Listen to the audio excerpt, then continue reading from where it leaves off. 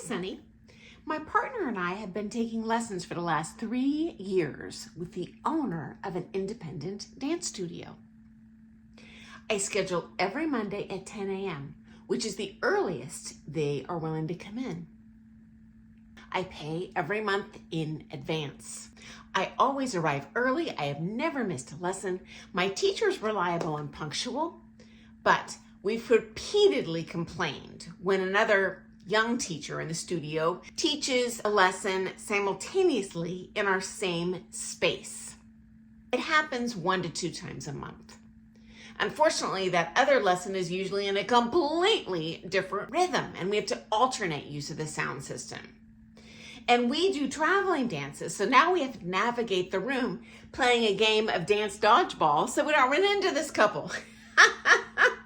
My teacher has no problem with it, but we do.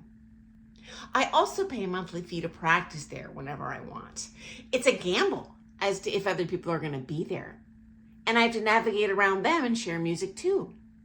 We practice regularly at 7 a.m. to avoid these conflicts, but inevitably they do happen. Regarding sharing, the studio owner just says, work it out between you. And it's stressful.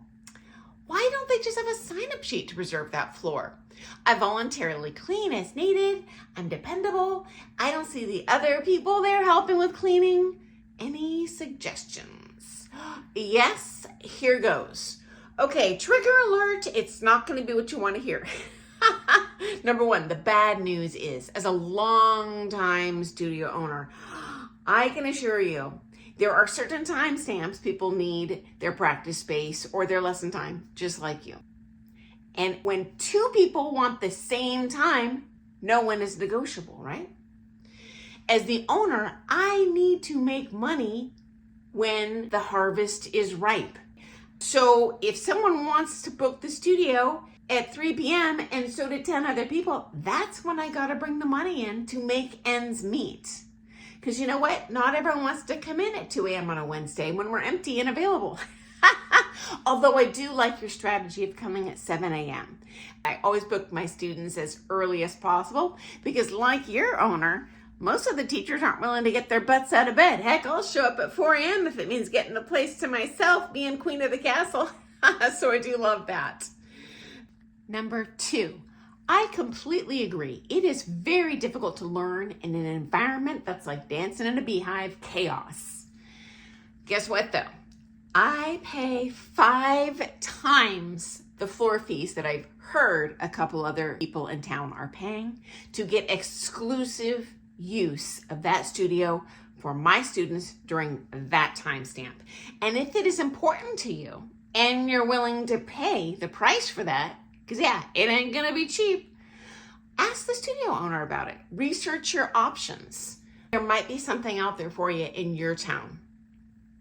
Number 3, the studio owner explicitly told you to work it out between yourselves. So they've spelled it out for you. I have successfully done this myself when the studio owner completely ignored my pleas for help. I just powwowed with the teacher that was always there during my time, and this was a Zumba teacher, so very difficult to share a ballroom dance lesson in a dark room with disco lights and blaring music. Anyway, she and I exchanged numbers, and whenever I booked or she booked, we would just text each other directly. We completely omitted the studio owner from that communication process, and it worked great. We got along great. It just wasn't working for me. No sharing space. And you know what? It's best to leave the studio owner out of it anyway, because at that point you're playing a game of telephone where that teacher says this to the owner, says this to you. Something gets missed in the communication. Now the owner's stuck in the middle. I would recommend handling that directly between you and whoever this other party is. Okay, bad news. I have also worked with teachers who this has failed miserably with. I have begged them to communicate with me. I've texted, I've emailed, I've called. They do not respond to me because they don't care about sharing this space. So even if you do your best, it's possible this other teacher's not going to even respond to you, and it may not be avoidable. Number 5, the sign-up sheet is good in theory. But then you go back to the same problem of only having one teacher or student or paying person there at a time. That's not going to cover the bill for a big dance floor. Maybe a tiny hole in the wall studio, I don't know, but my overhead was massive. Okay, so here's the problem. First of all, the owner's going to prioritize the person bringing in the most dollars. It's probably the teacher and not a student, so you're going to lose out there. Number two, as a teacher, I hate swapping back and forth between studios, okay? And I have done that, and it sucks. So you know what I do? I move to a place where I can just get in reliably. Even if it's a longer drive for me, I have to pay more. It's not worth the hassle, okay? So number 6, there's another problem with organizing, whether it's you or the studio owner trying to manage this problem. I have worked with teachers who are totally unorganized. They don't schedule lessons until 15 minutes before. They have a student show up who they forgot they booked. They change things at the last minute. They can't organize with me because their own life isn't organized. I am type A. This blows my mind. I could never live like that. But I'm telling you, I've worked with teachers who are like this, and there are some people who it's just not going to be workable with.